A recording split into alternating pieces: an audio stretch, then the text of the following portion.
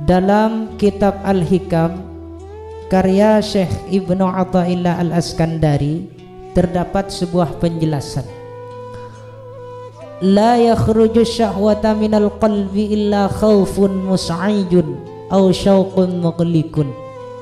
Kata Syekh Ibnu Athaillah, tak ada yang bisa mengusir ajakan syahwat yang menyesatkan kecuali perasaan takut kepada Allah yang menggetarkan hati, atau perasaan rindu kepada Allah yang menggelisahkan. Tak ada yang bisa mengusir ajakan syahwat kecuali perasaan takut kepada Allah. Itu kata Syekh Ibnu Athaillah dalam kitab Al-Hikam. Dulu pada masa kaum Bani Israel ada seorang ahli ibadah,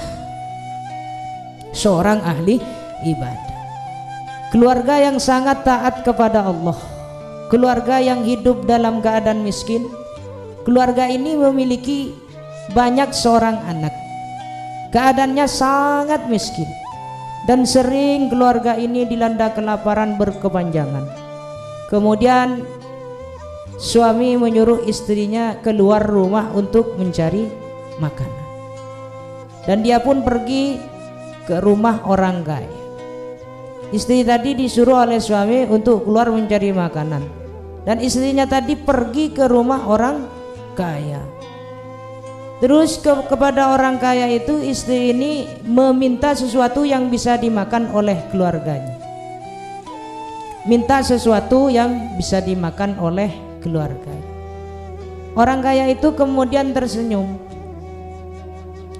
Lalu kata si orang kaya ini, boleh-boleh saja, kamu akan aku beri makanan yang banyak asalkan dengan syarat. Kata si orang kaya tadi, asalkan dengan syarat kamu mau menyerahkan tubuhmu kepadaku. Kamu mau menyerahkan tubuhmu kepadaku, kamu mau tidur bersamaku, kata si orang kaya tadi. Lalu mendengar ucapan si orang kaya ini, si istri ahli ibadah itu diam. Akhirnya dia pun kembali pulang ke rumah, tidak mau mengikuti ajakan orang kaya tersebut. Namun belum sempat dia masuk rumah, dia mendengar suara tangisan anak-anaknya yang sedang kelaparan. Merasa kasihan, akhirnya dia kembali lagi ke rumah orang kaya tadi.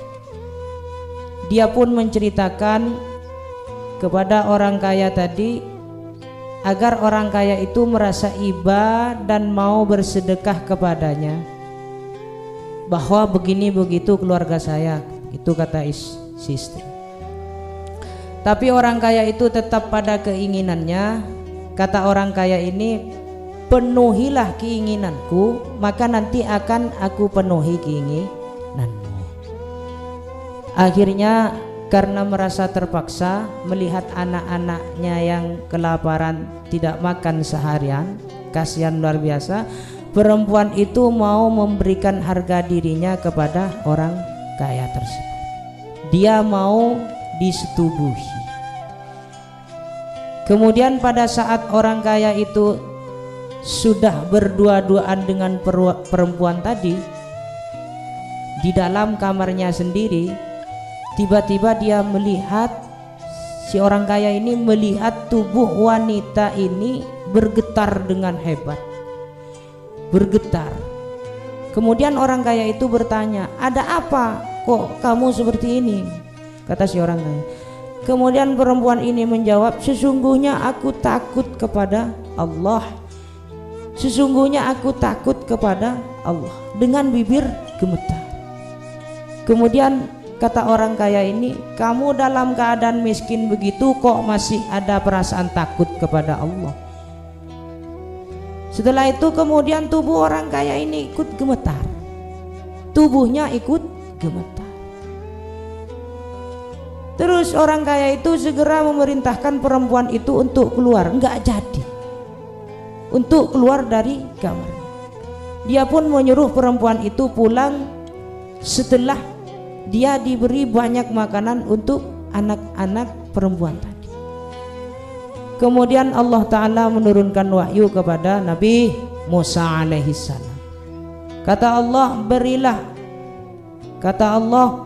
berilah kepada orang kaya itu bahwa aku telah mengampuni dosa. Kata Allah Ta'ala menurunkan wahyu kepada Nabi Musa, katakanlah wahai Musa, berilah kabar bahagia kepada orang kaya itu bahwa aku telah mengampuni dosa-dosanya. Nabi Musa pun mendatangi orang kaya itu. Nabi Musa bertanya kepada orang kaya itu, apakah engkau telah mengerjakan suatu kebaikan antara kamu dengan Tuhanmu? Kemudian orang kaya itu bercerita kepada Nabi Musa tentang seorang wanita yang pernah datang menemui dirinya. Nabi Musa pun berkata, sesungguhnya Allah Ta'ala telah mengampuni dosa-dosa.